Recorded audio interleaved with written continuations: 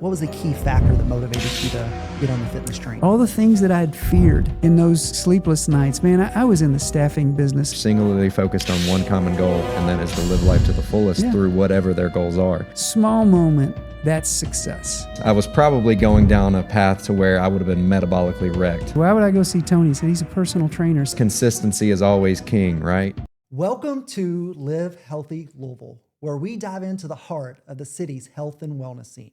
Brought to you by Results by Design Fitness, bringing you local experts, stories, and tips so you can live your best life right here in Louisville. That's right, Scott. And today's guest is very near and dear to our hearts. He's a very close friend of both of ours and a mentor of both of ours. He officiated my wedding. He's been a member at the gym for, 11 years. And he's also been a businessman, has 12 kids, a family man, and is one of the executive pastors at Southeast Christian Church here in Louisville, Kentucky. It's Tim Hester. Tim, I'm excited to have you on. Hey, thanks for having me on. By the way, that intro, I'm tired. I was going to say, it's hard to follow up, man. That was such a great intro. Great. But Tim, first and foremost, thank you for being here. Like Ryan said, we both absolutely look up to you. You have been an absolute just great mentor, just seeing the way you take care of yourself, you operate in business, you take care of your family, you show up for your family. It's really cool to watch. You guys are too kind. This is a mutual admiration society for sure. These are two of my favorite people on the planet. So well, grateful. Thank you. Well, today we're going to talk a little bit about Tim's story and Tim's story when it relates more to, fitness, but also how it ties into faith and family and all those things in between. But like Ryan said, you've been at the gym now for 11 years. And I know even before that, you had kind of gotten started, had a very successful weight loss journey and stuff like that. So tell us back up, 11, 12, maybe 13 years ago, whenever that started, tell us a little bit about how that started. What was the key factor that motivated you to get on the fitness train? Yeah, it was a wake-up call. At the end of the day, it's a wake-up call. Both of my parents have some form of diabetes. And so, man, all my life I battled weight. I was an emotional eater. I still am, right? It's the battle of my lifetime. And I had gained a ton of weight. I think I'm only like 5'9", and I'd gotten up to 242 pounds. And my wife is one of the healthiest people, and I'm so grateful for her. Guys, I really don't even know if I'd be alive right now if I didn't have Margie and her encouraging me all along. But I went to the doctor, had all my blood work done and all that, came back and said, oh, you're pre-diabetic. And at the time, my youngest son was like 2 years old. And I just fast forwarded, and I thought, when he graduates from high school, which, by the way, is next year, so that's how long that journey's been, I just imagined myself walking down the aisle, if you will, at my son's graduation only with either a cane or in a wheelchair. Because at the end of the day, if I didn't take care of myself, that's probably where I would have ended up. And I just thought, you know what? Really and truly, it was a God moment for me. I was just convicted. I said, that's not right. I can control this if I would just be disciplined and make the right decisions. And I had a reason to live for that because I wanted to see my son, Sam. I wanted to be healthy for him and for, whatever happened after Sam. And so I was with my wife immediately changed my diet and I lost. I think initially I lost about 30 pounds, and then I gained back about 15 or 18 of those pounds, realized I was, inching back up. And a friend of mine at church said, man, you need to go see this personal trainer, a guy named Tony Stalling. Some people from Louisville remember Tony, played football at the University of Louisville. And I said, why would I go see Tony? He said, he's a personal trainer. So I went to Tony and I signed up with him. In 90 days, I lost, I think, 42 pounds. Now, and admittedly, and Tony would tell you this as well, is that the first goal was get me down to a weight that we could then rebuild me and get my nutrition going and all those kinds of things. And so that's when that all started. Well, Tony decided for some strange reason to become a full-time actor. And so he left Louisville. And when he did, I had a little gym in my basement. I'd work out there, but I was lonely and I wasn't accountable. I was working out. That was fine, but it wasn't fun. And so I started looking for another gym. And at that time, you guys, I think, were coming over to church and teaching some classes. And people had told me, you need to check these guys out. And so that's how I started my journey at Results by Design and have tried to continue that, I think I've been I've been fairly consistent, but some of the things we're going to talk about today, talk about what gets you off track. Why does that happen, and all those things. So that's the genesis of what this journey has been for me. What, 980-ish workouts later at Results by Design? Yeah, I think that's right. somewhere along Right. there. But we're creeping towards that 1,000 mark. I know Tim had set that goal at the beginning of the year, but it's cool to hear the origin story because, I've heard bits and pieces of it over the years, but I think we all have like those little God nudge moments in our lives, whether it's people or whether it's moments, whether it's trauma, that lead us to a point of, okay, I need to make my health a priority. I need to make my life and my purpose a priority, and the way I'm able to impact others. And if you don't have, your health, then you're not able to do that. Yeah, you don't have anything. Right? Yeah, and I think, for me, it was little moments, the loss of a friend in college. And I was at a moment of my baseball career where I wasn't playing. And knowing what I know now with fitness, I was probably going down a path to where I would have been metabolically wrecked at my age now. And who knows where I would have been. I may have been one of those people that felt lost and stuck. But it was that moment where I really started to focus on baseball and because it was what I had. It was my community, like you talked about, and finding that camaraderie, finding that success in community that led me to making my health a priority too, because I worked out really hard for baseball and in turn fell in love with that journey, much like you have, because you saw the benefits for it. So I think those God nudge moments are just part of everybody's journey, and they happen in different ways. Yeah. And they may seem traumatizing in the moments, but I think everybody has a purpose, and God wants everybody to be healthy. Absolutely. And it's interesting because I think the last three people that we've had on the podcast, they've spoke about moments like that. We call them those God wings, right? Yeah. Or those God moments, those moments that kind of show up and nudge you to like, something has to change. All right. Yeah. Or your life isn't going to be the way you want it. Right? Yeah, I've always described those moments in life as they're just kind of these gates that you walk through, right? It seems like certain things happen in your life and circumstances converge, and now you're at a decision point. And that's literally what it is. And it's your decision. You've got free will, you've got agency. You can make that decision. And man, when I realized, hey, you know what? I could die from this. I'm not afraid of death. My faith is fine. And all those types of things. That wasn't it. It was really we in the church world, we like to use this word stewardship. It just simply means how do you manage something. So it was a stewardship issue for me. Am I taking care of that which God had given me, which happened to be, it's not just my physical body. I think there's a lot of things that we can talk about there, but it's my emotional health, right? And it was my mental health, and which then of course affects my spiritual health. And so all those things kind of have to work together, I think, in order to push to the finish line. By the way, after I lost all that weight and I've changed my diet, I work on that as much as I possibly can. My numbers have been great, literally now since about the time I started coming to Results, right? So it's been a little over 11 years. My numbers have been great. I've stayed out of that pre-diabetic zone. I monitor that constantly, twice a year. I get a full blood panel done. And so that helps me to stay kind of disciplined on that as well. So yeah, I think, you have to create sustainability. You have to find the right path that, number one, you fell in love with the journey. Number two, that the process to maintain that journey allowed you to feel your best. And when you continually feel your best because you're taking the right steps necessary to get to that point, then you're just going to keep doing it. Plain and simple, like, people feel like they have to just break down their bodies over and over again. They feel like it's these short spurts. Like, you had that 90-day plan where you did lose, 35 to 40 pounds, and that may have been the spark, but you found what it takes to keep it off and not go back to where you started before. And I think that's an even bigger win because people have had those moments where they fall out. And you know what the hardest thing for me was in all that journey?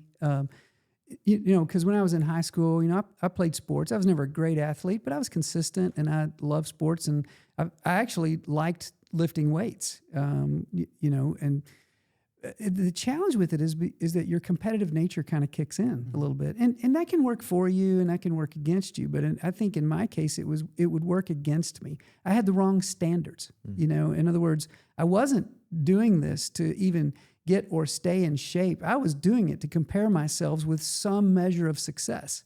And that measure of success moves. Like, as an example, It could have been the guy that I worked out in the gym next to. And so my measure of success becomes, can I do more reps than him? Can I lift more than him? Or something like that. And again, all of a sudden, that in and of itself can drive you to unhealthy areas. The rest of my family, believe it or not, my wife and kids, they do CrossFit. Well, I decided not to do CrossFit because I knew what I would do. And you guys know, you've been working with me for a long time. I got the wrong body for CrossFit, right? Because Most people do. Well, I was going to get competitive real fast, and I just imagined myself in traction more than in the gym, right? So that was not a good fit for me. So you have to have the right measures of success. And Scott, I credit you a whole lot for this over the years. Because, when I first came to the gym, I kept telling you, man, I'm not happy. My weight's inching up. And you kept saying, well, that's a measure. You were very calm and you were very kind to me. You kept pointing me toward the same things actually that my wife was saying, but sometimes you need that outside motivation, right? And you kept pointing me toward, let's talk about what those real goals are. Is it because you want to weigh a certain thing? Because you could, and then you could be unhealthy at that weight. That's not what it's about. It's about all these other things. And, I've been at the gym for 11 years. I'll be 63 next month. So I'm getting there, fellas. And now all of a sudden the things that you and others have been preaching to me all these years are coming true. It's not about that number. It literally is, can I tell you guys a quick story? I think I shared this with you guys. I shared it with you, Scott, a couple weeks ago. My wife and I, we now have a grandson that's in Knoxville. So that gives me a great excuse to go to Gatlinburg and get to hike in the Smoky Mountains, which all of us that live in somewhat proximity love to go there, right? And so a couple weeks ago, we went to see my grandson, and he's only 9 months. He's only 3 months old now. And so we went and had to climb one of those towers up some stairs. And so my son and my daughter-in-law came, and I got to carry, his name's Hank, I got to carry Hank up those stairs. And I'm not kidding you. I had this moment when I climbed up those stairs and we got to the top of that tower, and I'm standing at those stairs. I'm not breathing hard. My arm was a little sore because I was holding it in a stable position for all that long with this little bundle in my arms, And it was so gratifying. It was so gratifying to stand there and go, oh, this is cool. This is cool. I walked up these stairs. I feel great. I'm not winded. And we're looking, So my point is, small moment, that's success. Let's unpack that a little bit, because, one of the things I wanted to talk to you a little bit about is how, how your goal or your why has changed. And I know you talked about earlier, you wanted to be there for your son when he graduated high school, but you also kind of alluded to, being a number, right? And wanting to lose weight, comparing yourself to others and all those things. And for so long, over the last 15 years, this new concept that's becoming mainstream now of longevity, and not being able to control how long we're here. That's God's decision, but we can't control how well we feel while we're here. And that was a message Matt and I started preaching 15 years ago, and Ryan's continued that journey preaching in the gym. But how has that kind of shaped, how has that changed for you over the last 11 years with us even? To be honest with you guys, that's a really deep question. And I guess I get concerned sometimes that people don't really think that much about that deeper reason why. Right. And so mine has over the years, as I've grown in my faith and I've grown in my understanding, my relationship with Jesus, my why is centered and hooked on that one thing. Because I really do believe that every single person that's walking this planet was created by God for a purpose. He puts gifts inside of people, and our job is to be able to reflect His image through how we utilize those gifts. So I know this isn't a preaching podcast, but I got to figure me out. Right. And so therein lies my why. Well, here's the problem with that. We're in this world where we're taught to compare ourselves with other people's, again, measures of success. And so you start with, I get on Instagram and I see all these. Now the thing is my Instagram feed, because Instagram's algorithm knows that I like health stuff, right? So now I get all these guys that are shirtless and 65 years old, and I know, hey, I did it, And so, and so you're tempted to say that's my goal. Well, but what's happened is that over time I've gotten real comfortable. By the way, frankly, because of other life circumstances. I read a book a couple of years ago that'll tie into this, and it's a book called From Strength to Strength, and it talks about the guy that wrote the book, Arthur C. Brooks, is a sociologist, I think, that studies happiness, and so that's kind of his I guess it's his life's work. I don't know. So, but as I read the book, it was interesting because it talks about when you're younger, you're striving for some level of success. I'm learning a whole bunch. I got to climb the ladder of corporate success, especially those of us in the Western culture and that kind of thing. But a funny thing happens to you somewhere along the way. You actually peak on your ability to strive. And there's far more to the book than what I'm giving. This is what I gleaned from it, though. And I believe, if I'm right, when you work in a job that is not necessarily physical labor but mental, let's say you're a thought worker or whatever, however you want to define that, your actual peak performance is somewhere around the age of 37, and so it's on a bell curve. And from 37 down, you're kind of on a downward slope. Now, again, as long as it took you to get up that slope, it's going to take you to get down. So you don't notice any cognitive slipping or something like that until probably you get to, I guess, maybe late 60s or something. It probably varies for different people. But you can't strive anymore. You literally can't strive. Your body will not do what it used to do. So as I've matured in understanding that, even about just the way that the body functions and your mind functions and so on, as I've matured in that, it definitely changed the way that I looked at fitness. Hey man, I'm probably never going to bench 225 pounds. Kind of too late for that now. Now I can look at that one of two ways. I can get really frustrated and get really sad, or I can look at it from the standpoint of saying, hey, that's okay. It's time to go from that old strength to a new strength, which means the standard's different. The measure's different. My why is different, and so forth. So that helped to shape, if you will, even those small things about how, I can't, I know I'm going to slow down thinking, according to Ryan, I already am.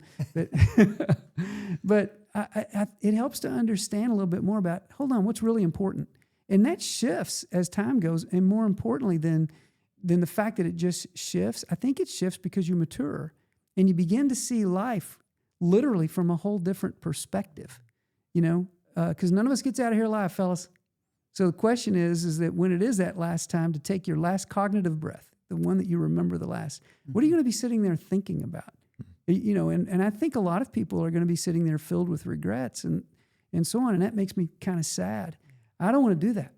I want to live a sustained life that allows me to sprint through the tape, whatever God has for me, and what it means. So my goals switched from really even being more about this comparative nature of it. I don't look like Ryan. I don't look like Scott. And guess what? I wasn't designed to. And now it's more like going, no, what is the purpose here? What am I really trying to do? So I want to be strong enough to hike up some stairs and hold my grandson, right? I want Margie and I, when I finally do retire, which right now I don't even have plans for that, but when I finally retire and we decide that we're going to take more time to go hiking or just even to go in the park and walk more together and that kind of thing, man, I want to be able to do that. And so that changes everything. I want to be able to sit at the dinner table or at Thanksgiving or Christmas with all of my family, my kids, my grandkids and all that kind of stuff, and be able to get on the floor as long as I possibly can and wrestle with kids. And I want to go out and cut my grass. I don't know, you name it. Those are the things that all of a sudden you go, that's why I do this. 37, huh? So I haven't peaked yet. Yeah, you're still in the up. Keep striving, brother. I'm getting there. Man, so a couple things there I think are very important for people to figure out. Like we on the walls at RXD, we have these big letters that say "Remember your why," and people write down, and it's always that. Like we talk about results. It's in the name, Results by Design Fitness. And yes, everybody wants results. Otherwise, we're out of a job, right? Yeah. But people write down that they want the weight loss. They want 15 pounds, 20 pounds, 25 pounds, but they want what the weight loss gives them. They want what strength training can give them more so than the monetary value in and of itself. Because guess what? When that happens, when you lose that 15 pounds, now what? We're going to go 10 more? Yeah. No, you want what that allows you to do. You want to feel your best. You want to feel confident again. You want to feel better in your own skin. You want those clothes to fit a little tighter. You want to be able to pack Hank up hundreds of steps, right? And take in a great view at the top. And River and Callan too, by the way. There you go. All of the grandkids. I kind of had an awakening a few months ago. It may have been longer than that, actually.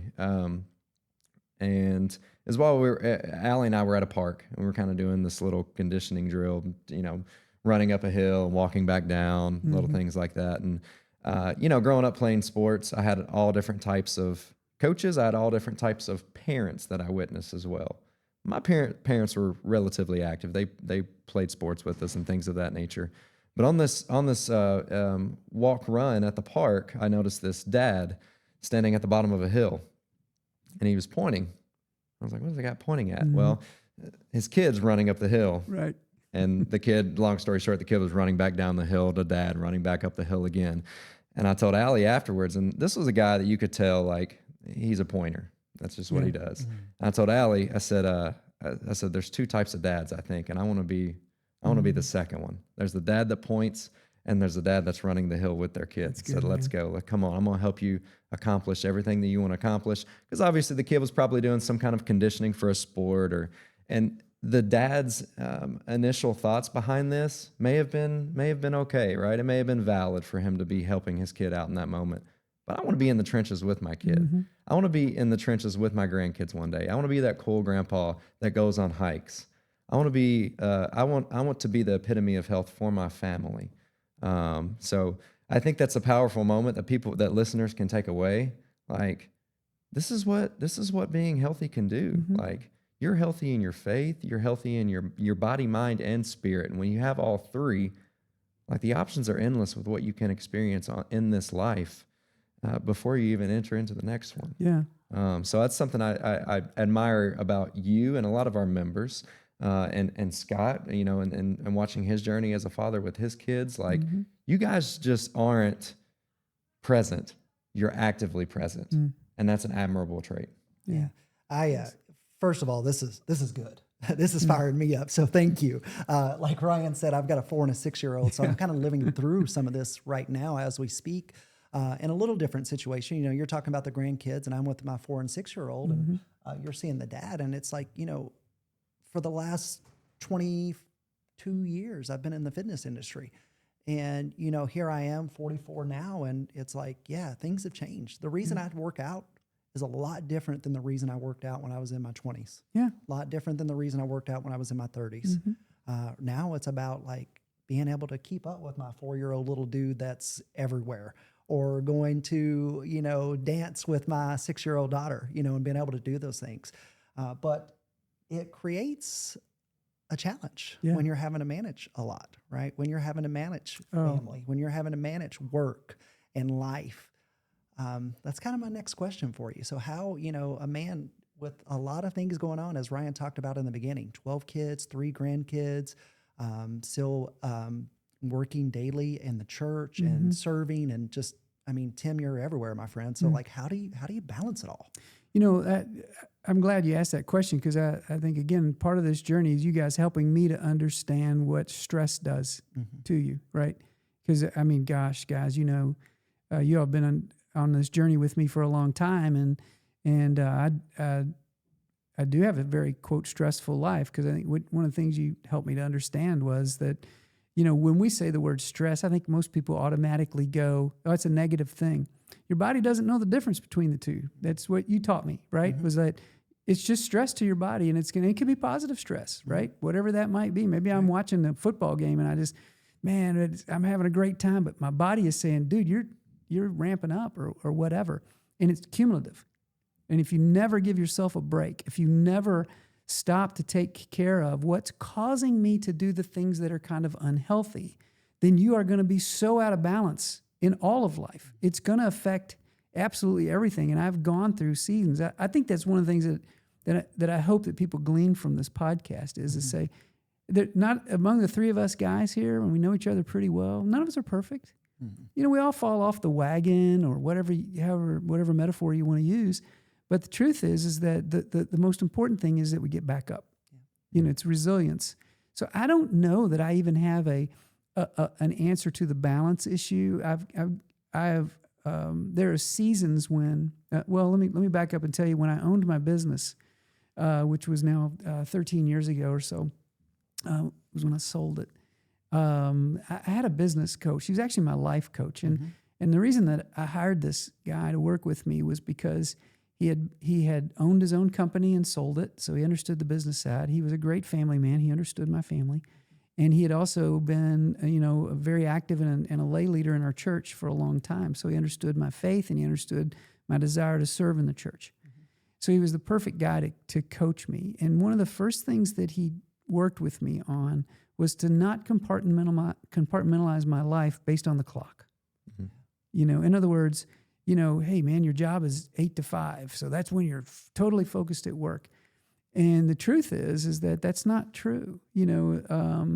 Certainly if you have a job that allows you to come in and punch a clock and do some good hard work all day long, and then you punch a clock and you can forget about whatever's at your workplace and then go do something else, then it works a little bit better to be able to compartmentalize. But I owned a company, which means that is a 24/7 mindset. It's always open, if you will.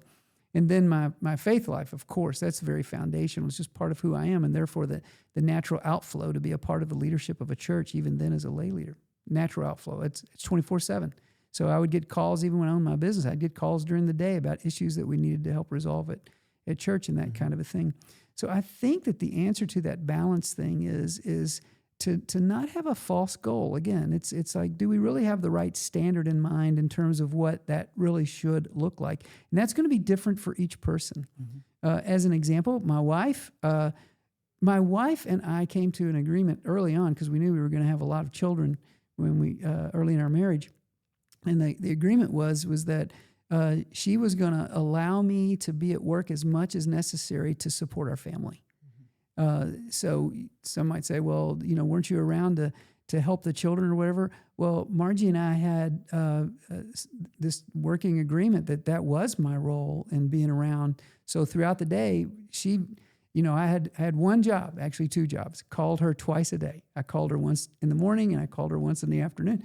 And by the way, and if I didn't do those 2 things at the end of the day, we'd talk about, hey, I missed your call this afternoon or whatever. So that's in the middle of my business day, but that's what I did and so forth. By no means am I saying that's what everyone should do. But my wife and I worked that stuff out so that the way we were living our life was a partnership, right. So our work at church and all those things. So, man, there are seasons where you felt like we got up at 5 a.m. and we didn't get to bed until midnight because of the fullness of it. Then there were seasons when it was kind of slow. And so we just learned to appreciate the dance of life and to not put ourselves in these false boxes all the time. And we still have to do that. Man, sometimes life gets really, really hectic. I mean, gosh, both of you guys, how many times you guys walked in and put your thumb at that right place on my back and you said, oh, been under stress, haven't you? Because you knew, and you know where I carry my stress because you know me so well. So I think that it's really not so much how do I really plan balance so much as now how do I allow balance to be a natural outflow? How do I recognize it when I'm starting to, like I know me, I recognize my fatigue and symptoms. And you know what my first sign of fatigue is when my thoughts turn negative on me. Like when somebody just says something and in my mind I went, man, that's kind of dumb. I'm not that kind of a person. I like to encourage people all the time, right? So as soon as I know I'm doing that, I know I'm fatigued. And then I've got to do the analysis. Why am I tired? What's going on? And that leads into all the other health implications. Am I sleeping? Am I drinking enough water? And am I, on all the things. So the balance thing's tough. But the reason I started out that whole answer with this whole stress thing is because stress is the great killer. Yeah. It totally throws you off whack. My life has been an example of that. You guys can see it because you'll see when I make appointments and I miss them. Then you know what's going on, right? It's okay. It's out of whack. And, thankfully, you've encouraged me to watch for those signs as well. So, yeah, I think that's the key is creating awareness, right? And you did that because you were very communicative with Margie over the years. And you guys had that kind of unwritten rule of, oh, this is what we're going to do, and this is how we maintain. And I think everybody has to have those moments, whether it be with their family or with themselves of, okay, where am I at right now? Where is this next period of life going to take me, and how can I manage it? Like we talked with Jimmy on a few weeks ago on the podcast with K-Zone, baseball development. He works with baseball guys, and baseball and softball are 2 notorious sports that kids oftentimes play all year round. And he had a quote from that podcast, and I loved it, and I share it, and I'm going to continue to share it because he has a great message that was, we care about souls more than we do swings. Come on. And sometimes you need to take a few less swings so you can manage the soul aspect of things. Like he cares about the kid's character and the kid's longevity and the kid's livelihood more than he does their baseball career. Like, yeah, he's going to help them get there. But if a kid's playing an entire summer slate worth of games and they get to the fall and they have some shoulder pain and knee discomfort, hey, we need to take a little hiatus here. Or let's get you into some recovery techniques, or let's get you into a gym to do some workouts and take a break from this sport before it breaks you. And I think that's the big component there is, like you talked about, there's going to be seasons of life. Like a high school baseball player has to play those games, right? The schedule is set there. Oftentimes our members that come in, they're going to have those periods of life. Like my brother and his wife, have a 17-month-old. Parenting isn't easy from what I can see. You'll soon learn. Whenever you have a newborn and you're not sleeping and you're getting a lot less sleep and you're stressed because you're bringing into this tiny thing into the world that you have no idea what you're doing with. And I think it's important to be aware of those seasons, have someone in your corner so they can guide you through it. And the second thing that you touched on was like you referred out, like, hey guys, you taught me this. I'm a little less stressed today, but you knew it. Like you knew it was a time for me just to sit and breathe and make this next hour about me and not worry about the other things that are going on outside of the gym, because this is a tough season for me, but I'm still here. I'm still moving forward, but I need you. And I think that's the key component there. You said, Margie, I need you. You said, Coach, I need you. I know just from knowing you say, friend, I need you. Matt, Reagan, I need you. Yeah. You have these people in your life that throughout the seasons say, hey, come on, help me out. I think that's what you've done so beautifully is what you said. It's the dance of the seasons of life, because there's going to be periods like Ryan just talked about, whether you're a high school athlete, whether you're an adult in your career, a parent, where you're going to get out of balance. Yeah. Right. And it's about having those people in place that you can lean on when you need them in the moment. It's about people that can hold you accountable, people that can point out or mirror like, hey, these things are happening. We're starting to see these pop up. What's going on? And can kind of talk to you. But you talked a little bit about, so tell me that quote one more time from Jimmy. Jimmy. So he, in talking about baseball players in particular, he cares about souls more than he does swings. Souls more than swings, which kind of leads into, obviously that's sport related, but the next thing I want to talk to you about was legacy. And I know faith is a huge, huge part of who you are and how you live. But when we talk about legacy, a lot of people, they think wealth, but often it's really legacy is the lessons that you teach your children as much as it is anything else. So when it comes to fitness, like what are some of the things that your children, your grandchildren, you think they look at dad and they're like, or granddad, and they're like, man, I see him showing up. Yeah. That's a really important thing because, I used to do some training in environments, and what we did was we trained leaders on how to develop character, not just their personal character, but especially if you're a leader, how to develop the character of those that you're leading. Because at the end of the day, character is what drives you, right? I oftentimes, say to people that it's not so much about what you do, but it's about who you are that drives you. And so when you talk about legacy, man, who you are matters so much more than what you do. Because here's the deal. As we talked about the seasons in life earlier, what you do changes. You just, you can't, some people, Ryan and I were in a group this morning together, and one of the things we talked about was a fellow after 31 years was summarily dismissed from his position at his work, and we don't know the circumstances why. But the interesting thing is, guess what? He just got a new assignment. In other words, what he did changed, but who he wasn't going to change. And in those moments of these disruptions, as a matter of fact, who you are is who shows up. In moments of stress and that kind of thing. So when you talk about legacy, I used to say all the time, and I don't say it so much anymore because I don't know. I don't know that I get to dictate this as much as, but I used to say that, when I die and I'm laying there in that casket and my kids are standing around that casket, I would love for them to say two things. My dad loved God and he loved me. And he taught me to do the same, basically. That's three things, but it's the last two are tied together. That's what I have always kind of hoped for. And I don't know, as I've learned and I've become the parent of adult children, I don't know how much I get to control, how much of what I tried to teach them they actually absorbed, if you will. But what I do want them to know is that everything in my life that I've tried to do is I've tried to be true to what God would have me to do. And that very much ties into the whole sort of fitness journey. I don't want people to look at me and say, oh, that guy was a fitness guy.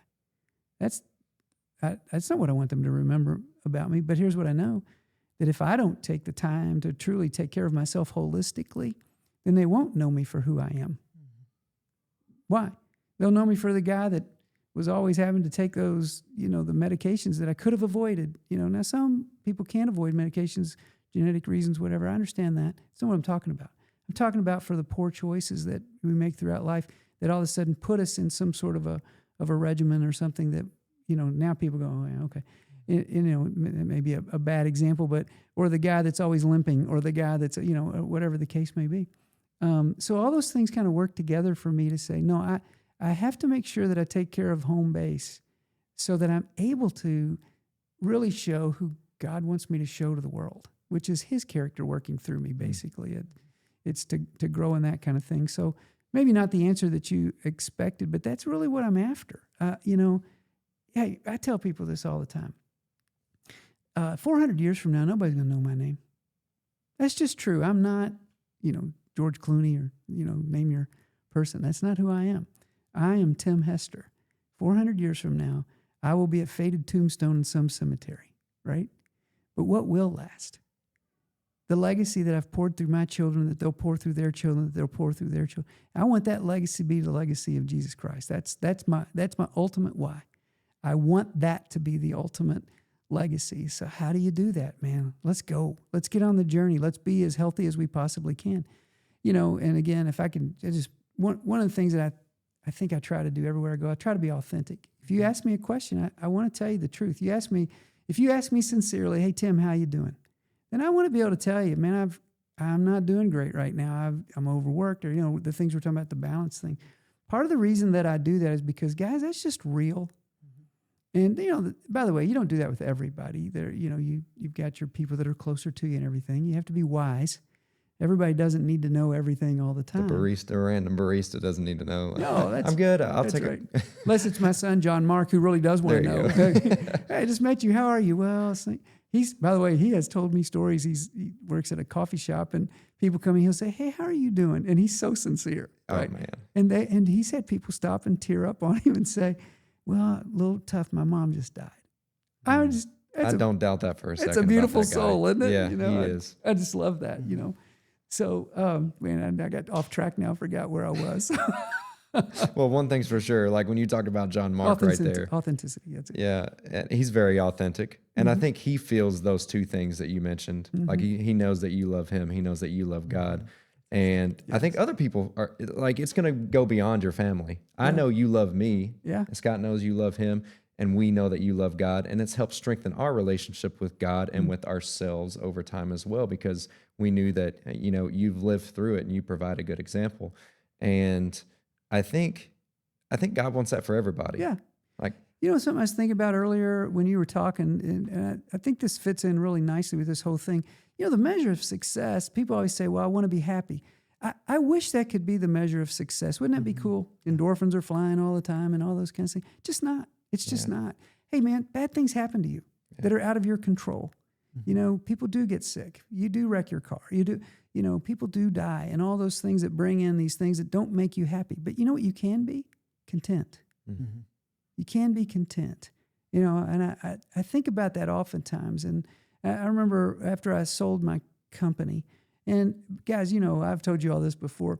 Business world beat the snot out of me. It was my crucible that God gave me to teach me who I really was and my character and all that stuff, because you learn stuff through hard stuff.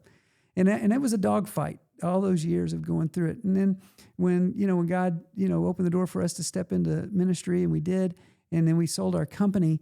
And I remember after owning the company and running the company for 24 years, and I'm driving down the road one day, and all the money had been settled up and all that kind of thing. And We didn't become uber wealthy through that transaction. We did okay. We were able to pay our house off, which was a goal that we had and that kind of thing. So that was okay.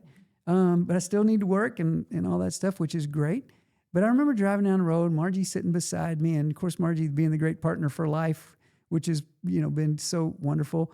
Felt every road bump in that business journey that we were in. Sure. Driving down the road, and all of a sudden, I realized it was almost like I just felt impressed in my heart to be grateful to God because we made it.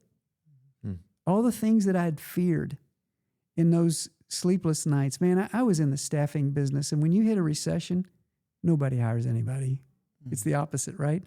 So there were some death-defying falls off the cliff, it felt like, and that kind of thing. Those were scary times, very scary times. I wasn't happy during those times, but God taught me to become content, regardless of what the circumstances around me were. And so that's all part of this journey. It's to be able, I think, to really and truly define what are you really after? Because if I was striving after nothing but money, and I'm just not motivated that way, then I would be very discontented all the time because, as John D. Rockefeller famously said, how much is enough? And he said, more than I have, or some, I'm paraphrasing, but that's what he said. You're never content, and I believe that in order to have that healthy life, to be able to make good, wise decisions that'll transcend the moment in time in which you make the decision, then you have to learn what true contentment is. And there's the journey. And again, to bring it back into health, guys, I mean, man, that's a holistic journey. That's a reason to be healthy. That's a reason to go to the gym and be strong. The strength training thing, man, that's certainly started to resonate. One of my favorite things to do, which I haven't been able to do the last couple of years for a variety of reasons, is to get out in my yard, and I have a lot of trees, and use my chainsaw and cut things and split wood. That's hard, heavy work. And that's part of my journey. I want to be strong enough to be able to do that stuff because that's a fun thing for me to do when I get to do it. So let's talk a little bit about Sweet Margie. Oh, let's do. Right. You've brought up her supporting you in many ways throughout this whole journey of life, but also in fitness.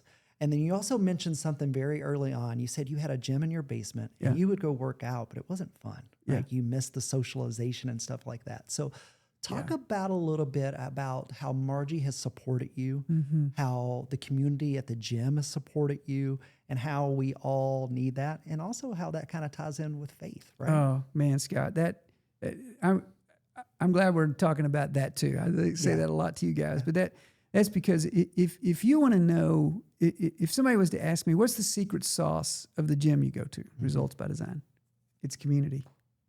It's absolutely community. And you know what's crazy to me about that is, I don't know half those people by name. I know them by face. Yeah.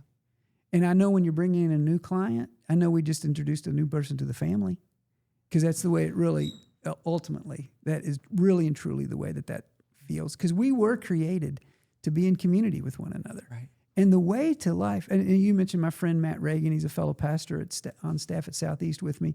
One of the things that Matt Reagan has taught me over the years better than anyone is life was meant to live in community, to be lived in community with one another. And for us, specifically spiritual community, for us to encourage one another, because where one is weak, the other is strong. We're all given these different gifts, and man, we need each other to make all that stuff happen. So now you bring that into the fitness community. Because here's what I know. I'm going to walk into RXD, and because of the way that I do my life, because my early mornings I'm alone with God in my early mornings, and I won't violate that. That'd be great to start my day in the gym that way, but I'd rather take care of my spiritual self first. So I can't come until the end of my workday typically. And so when I get there, I'm oftentimes physically very tired, mentally exhausted, and oftentimes, guys, I as a pastor, what I deal with. A lot, and I'm emotionally exhausted. Yeah. But man, I'm going to walk into a gym filled with people that they're not even watching me work out. We're just in community, so I don't have to prove anything to anybody. Did I do that third set right or whatever? My coaches are there to help me with that. But the rest of the people are there doing the same thing I am. We're just striving to be healthy and strong and that kind of thing. And here's what I know. Even though I don't know their stories, I know they have stories. And I know this. They need me to come in there and be Tim. I don't need to be Ryan. I don't need to be Scott. I don't need to be Sarah. I don't need to be K1 or K2. Those of you who know, you know. I don't need to be Matt. I don't need to be Josh. I don't need to be any of those people. I need to be Tim. And Tim is who he is. And I need them to be them. So some of our introverts, that's not me. Ryan and I are not that way, right? And so I need to come in and give them what I've got. Yeah. And I need to see them there giving me what they've got. And they may not, all of them aren't encouragers, natural encouragers or whatever. That's okay. The fact that they're there and that we see each other there on a consistent basis is enough to say, I'm coming back and to encourage. So this whole thing about community, it's just a really strange thing. The consistency of people. When I am so proud of some of those folks, I've been watching them. A lot of them been at the gym same amount of time that I've got, and they still come. I know if I go to the gym at certain times of the day, if I'm able to get there at noon, I know I'm going to see Steve. And if I go in the morning, I'm going to see Gary. Yeah. And I know who my friends are there that are going to be there in the afternoon. And so I feel like I'm walking into a group of people that we don't know each other, but we know each other. Because this is our only context to know each other in a lot of ways. So that community piece, really, really a big deal. I'm sure you can get that at other places, but this is my home. This is where I was able to come and find, no, this is my vibe. I don't have to sit there and try to compete at some false standard like we've been talking about. I come here because Tim needs to work on Tim. And I get to do it with other people that have the very same thing in mind. Man, we get to meet people that have cancer issues, right? And they're coming back and they're rehabbing or, whatever. And we get to come with people and they're celebrating their grandkids, or you guys used to make us do stupid things on our birthday. Do you still do that? Because I usually avoid my birthday because of that. But anyway, but I know where my family is, and coming into that level of community. Now, and by the way, at home, man, Margie and I try to work out on kind of the same schedule. Like she goes in the afternoons to her gym the same time I do. I'd love to go to the gym with my wife, but you know what? She's got a bunch of women friends that are her same age. They've been hanging around for a long time. Not only do they work out together, but some of them are in a prayer group with her as well. I mean, she's got her tribe, if you will, of people that she gets to work out with. So what do we talk about? We go, hey, how was your workout today? That was great. You won't believe what Ryan did today. I mean, it's whatever. She knows the people through me, and I likewise, kind of their gym as well. So that's a big deal to be in that level of community. Well, and the crazy thing is, like, there really is so much different variety there. Like, our youngest member's 10 years old, our oldest member's 83 years old, and people come from different areas of size and strength and abilities and movement qualities. But they have one thing in common. They're singularly focused on one common goal, and that is to live life to the fullest through whatever their goals are. You worked out last night with the group of sports performance kids. Yeah, that's fun. Tim, had a phone call last night that took him a little over, and he was like, can I still work out? I was like, let's go, baby. Yeah. And he's working out with a 10-year-old and a 13-year-old sisters. That's so fun. Who are calling him Uncle Tim and pushing the sled down and back and doing crazy stuff, doing cartwheels in between sets. And Tim and I are just having a blast because those girls, they want the same thing Tim does. Yeah. You're going to be 63. They're 10 and 13, but they're singularly focused, whether they know it or not, on living life to the fullest, even though this is just a workout for them that maybe their parents signed them up for. But 10 years from now, 20 years from now, they're going to be living a healthy lifestyle because people like you, people like us, people like the rest of our community in our gym say, hey, that fitness can be done a better way. This is what fitness is truly about. It can be this encouraging environment. It doesn't have to be something that's causes gym intimidation like we talked about a few episodes ago. It can be something that's uplifting and that lifts you up in the best moments of your life and allows you to say, hey, I can do some pretty cool stuff because I'm active, I'm healthy, I put the right things into my body, and all of these inputs help with that output right there. What's really cool about that for me in my life, I extend the community. Like the guys I work with, almost all of them go to some gym in some form or another, right? We don't go to the same gym, and what's interesting about that is, and I kind of agree with that, is the guy that I'm fortunate enough to work with, Kyle Eidelman's our senior pastor, and years ago, when Kyle and I first started working together, Kyle said, I love working with you, but I'm also glad that we don't feel the pressure to have to hang out together after work, and it's sort of one of those almost too much of a good thing. And I know a lot of people, they want to hang out with those people. And I have But Kyle and I, our personalities, neither one were like that at all. You know, Matt Reagan, he does his things as well. And I remember one time, can I just tell you, this is one of the reasons why I know that my pastor loves me. Kyle told me one time, because we have very stressful jobs at times, right? He told me, he said, part of your job is to go to that gym. You know, so think about this. My wife, extremely healthy, encouraging me. My kids have all been people that have, you know, gone through gyms. They aren't all in gyms right now, but they work out, you know, so I got my family life, my home life, you know, my wife. I've got my faith people that are sitting there saying, hey, this is a very important part of what you need to do. And then I come to a gym where I have, you know, you guys, and a lot of people, by the way, the cynics out there would say, yeah, of course, this is what they do for a living. This is what they do for a calling. They happen to get paid for it. You know, and that's absolutely the truth. I know you guys, and I know the other guys in the gym as well. Every one of you guys have talent that's just like, you got to be kidding me. And I know this. If this were about money, you'd go do something else, and you'd be successful at it. I know that. Now, this is a calling that you have to, you know, and that's what I feel like. I don't ever feel like you've ever tried to sell me anything or, you know, or whatever. The other thing is you've treated me like an adult. I know that sounds funny. And what do I mean by that? You know, if I missed, you guys aren't, you know, you'll text me and say, hey, man, we missed you.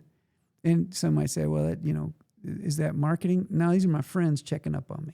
That's what that is. You've built that into the whole thing. And so you get that. So I've got in my life, I've got this entire support system. All of them say the same thing, basically. Hey, we want to be healthy. Why? Because most of us have the same why. We all hang around together a lot, and we do this for something greater than us. This isn't about me. I'm going to die one day. Jesus said he's already defeated that grave, right? And so and there's your legacy issue. All that stuff just kind of ties in together, and there's the flow, you know, and then to be content in all of the, you know, when I'm most discontented is when I recognize I've been making bad decisions. I get content because here's what I love this. This is true. You guys preach this, others do too, but guys, this is really the truth.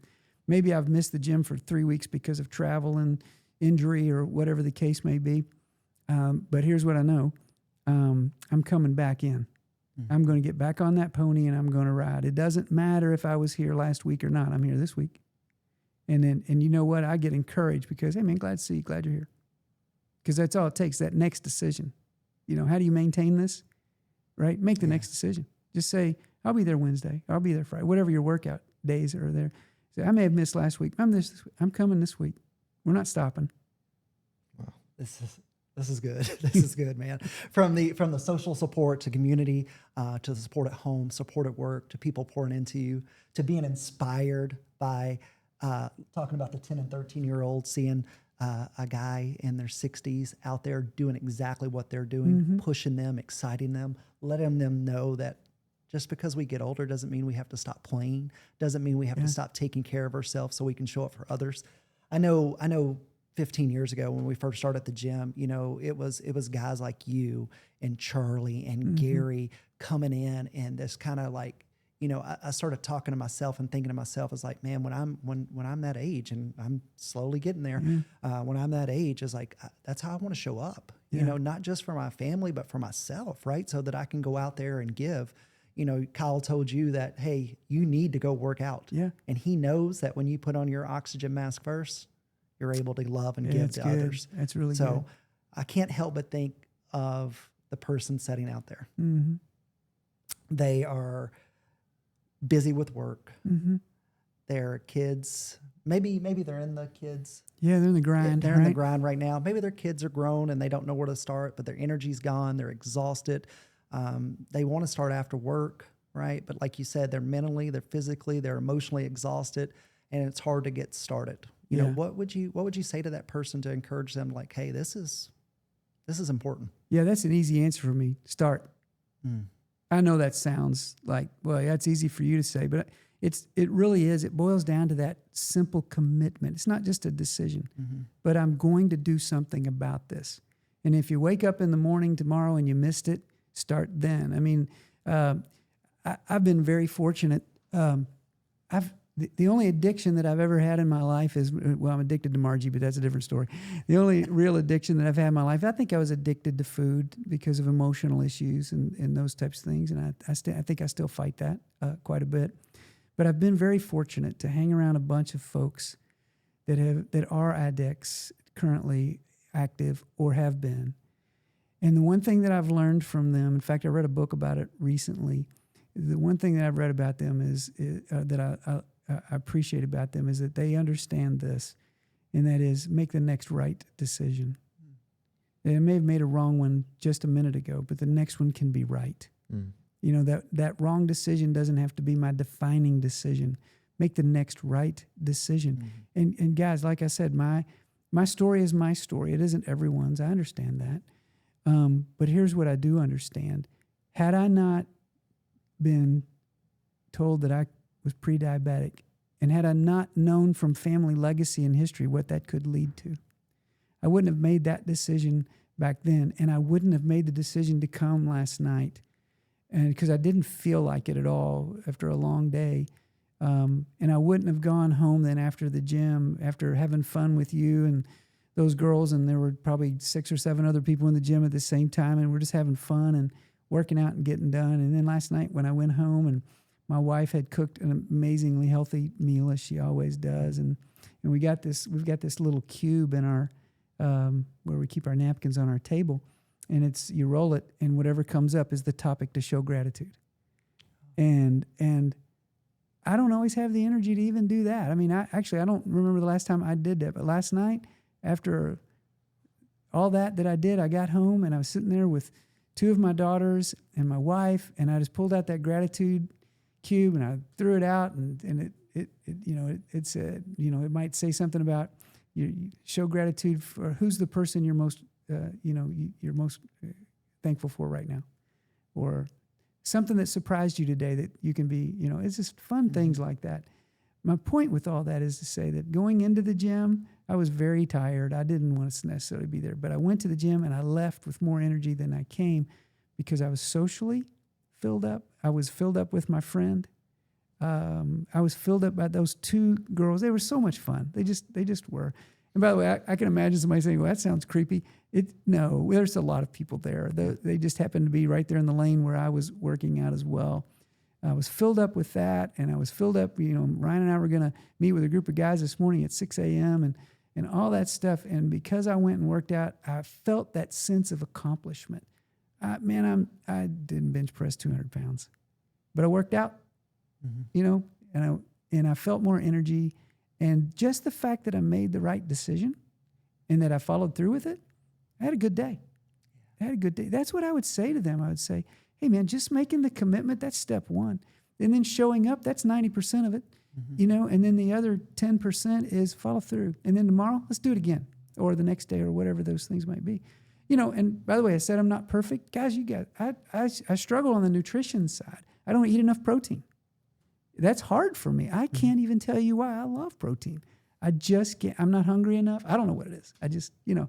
So that's an area we got to work on. Yeah. And we're going to work on it collectively, right? As we have been for years, but we're going to keep doing it. So just do it is the answer. I think, you know, that it sounds simple and it sounds cliche, but all of those, like the heaviest weight in the gym is the front door, and the first step is the hardest one to make. Yeah. Like all of those cliches, they sound simple, but that's all true. That it is. Yeah. And I'm really thankful that you made that next best decision.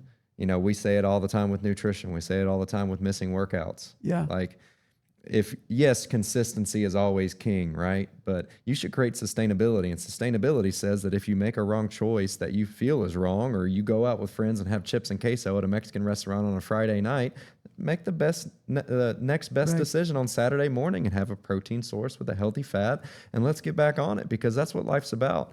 So I'm very thankful that you made that next best decision, because the impact and the domino effect that it's had on our gym community, myself, my marriage, my wife's journey with faith, and who knows how it's going to affect generations of other people as well, not just the Hester family, is something that I'm very thankful for as well. So I just want to say thank you for the message you shared today. You know, we're never sure where these conversations are going to go, especially when we have a good friend on. But today, I feel like someone out there heard that, it resonated with them, and they're probably going to take an action that you're never going to know about. You may never hear about it, we may never hear about it, but in the same breath, you made an impact because you weren't afraid to say it. And I'm thankful for that open book. I'm thankful for that authenticity that you show. And I'm thankful for the impact that it has on all of us who desire those traits as well. And just like you said, and your message has been clear this entire time, they're not Tim traits. They're God traits that are shining through Tim. So thank you. I'm grateful for that. Hey, I mean this sincerely. I for some reason a few years ago, I made this commitment that I wasn't going to be that kind of man that wasn't afraid to say this. But I love you guys, I hope people hear that, because it's one of those things to where when you are able to achieve these communities to where I can sit there and say, no, I love these guys. It's something special. But you all have invested in me. That Jim has, the other people that have been there, and so forth. And so I'm not afraid to say I love you guys. And I love K1 and K2 and Sarah, and Matt and John. It really, truly, guys, it's special. Yeah, Grateful. Something you said, I just want to touch on real quick, just for the listeners out there, is from this point on, it doesn't matter what decision you just made yesterday or 10 minutes ago. It's from this point on. That's what we have, and it's all we can control, right? The past is the past. So, if you're sitting out there and you're looking for some help, we would love to help you.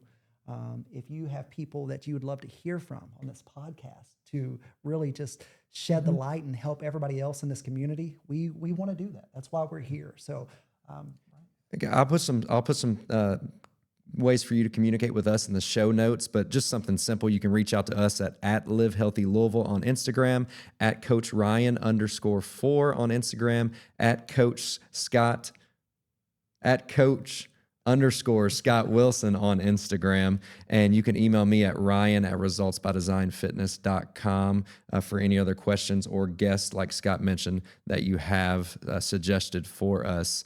And if you comment VIP, you're going to be entered in to win a chance at a free month at Results by Design Fitness. And Tim, is there any way, if someone's out there and they're like, hey, I love this fitness thing too, and I'd love to get started, but my heart's hurting right now, I'd just like somebody to pray for me, I'd like to get into touch with somebody, how can they best reach out to Southeast or to the Tims and the Matts and the Kyles of the world? Man, I would love it just if they would just email me. And you can email me at thester@secc.org, and that'll come straight to me. And I would love to have a conversation with anybody about any of this. Yeah. Awesome. Yeah, thanks. And Tim, I forgot to say, but we love you too. We Thanks. love you too, brother. So I want you to know that, and I want everybody else out there to know that. Very thankful to have you here today. Yeah, thank you. It's been fun, guys. Thanks, guys, for listening, and we'll see you next time on Live Healthy Louisville. Love you too.